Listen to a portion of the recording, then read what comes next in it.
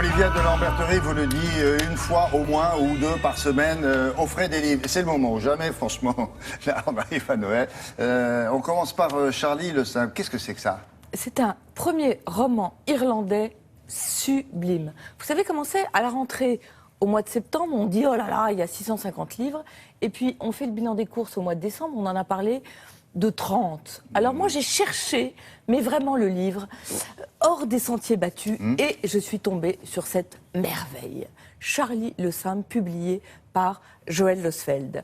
Je ne connais rien de ce monsieur, je vais vous laisser prononcer son nom à l'irlandaise. Hein, Karen Collins. Voilà, vous le dites beaucoup mieux que moi, comme ça je ne me ridiculise pas.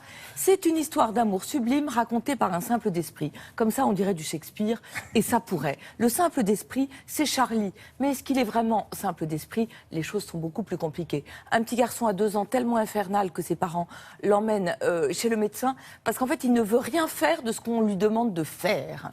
Donc, cas désespéré à l'école,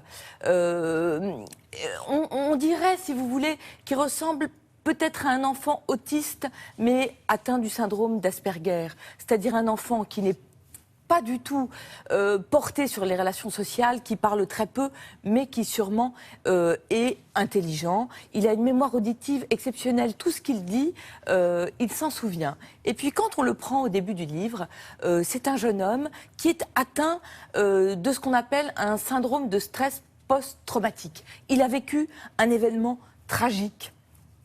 Donc ça fait 2 ans qu'il vit replié, retranché.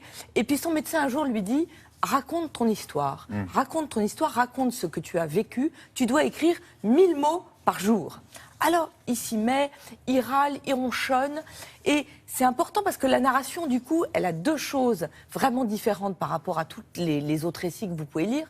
C'est que d'abord, lui, comme il est un peu bizarre, il ne va pas raconter la même chose que tout le monde, parce qu'il ne voit pas la même chose que tout le monde. Et la deuxième chose, c'est que sa narration, elle n'est pas comme tout le monde. Par exemple, un jour, le psy lui dit « Il faut que tu racontes les personnages secondaires ».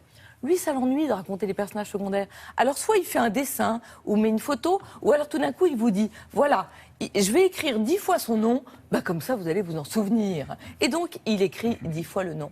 Donc, c'est une narration vraiment originale, avec un vrai travail sur la langue. Et il va raconter l'histoire d'amour dont il a été le témoin, qui s'est fini très très mal. Ça s'est fini par un procès entre Sinead et James. Sinead, c'est une Irlandaise d'un milieu très simple. Le père est alcoolique, la mère est compliquée. Et James, au contraire, ses parents ont un château, c'est des gens qui sont plutôt riches. Et là, c'est comme Roméo et Juliette, il va y avoir un amour empêché, impossible. Oui. C'est un amour qui est plein de chansons. C'est un livre insensé. Je ne peux pas vous dire autre chose. Il ressemble à vous rien, le prenez, ça ne rien de ce qu'on a ressemble à déjà lu, rien quoi. de ce qu'on a déjà lu. C'est très enveloppant, c'est un univers.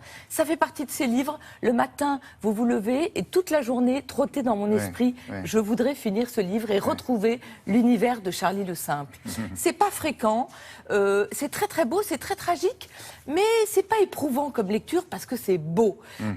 C'est chez Joël Losfeld, ça s'appelle Charlie le Simple. J'ai rencontré une téléspectatrice qui s'appelait Paul qui m'a dit « À la fin, vous ne redites pas le livre et après, on a du mal à les trouver. Bon. » Charlie le Simple, chez Joël Losfeld. Voilà. Vous ça pouvez l'offrir à tout le monde. On l'a bien mis là. Oui, Paul, elle était géniale. Je vais vous le remettre, Paul. Voilà, vous le remettez juste pour Paul. Karen Collins, hein. Alors, Joël Losfeld. Très grande éditrice, exigeante et attachante. Et sur les réseaux sociaux, on va le mettre aussi. Voilà, ah oui, Paul, vous pouvez. Franchement, heureusement que vous êtes là, parce que sinon... juste un mot, Déclaration universelle des droits de l'homme. Au Chêne, ils ont eu la bonne idée de demander à 30 illustrateurs d'illustrer chacun un des articles. Ça coûte 2,90 €. Il y aura une version en beau livre qui sortira au mois de janvier, toujours au Chêne. Moi, je trouve que c'est bien parce que finalement, cette déclaration des droits de l'homme, on ne la connaît pas très bien. Et en plus... Ce que vous voulez dire, elle n'est pas si bête que ça, c'est ça, finalement. Oui, c'est-à-dire qu'on la voit, je trouve qu'il y a une espèce d'évidence à la lire. Et je trouve que c'est un cadeau génial pour les ados et pour les enfants. 2,90 € au Chêne. Voilà, vous glissez ces 2 livres dans les chaussures de tous ceux que vous aimez. 100% gagnant. Et alors, ce qui est intéressant, c'est que si on vous demandait combien y a-t-il d'articles dans la Déclaration universelle des droits de l'homme, combien y a-t-il d'articles? D'abord, on en connaît 1 ou 2. Oui. Ben, il y en a 30. Oui. Figurez-vous. C'est bien de le rappeler. Allez, au revoir, mesdemoiselles. Non, avec... si vous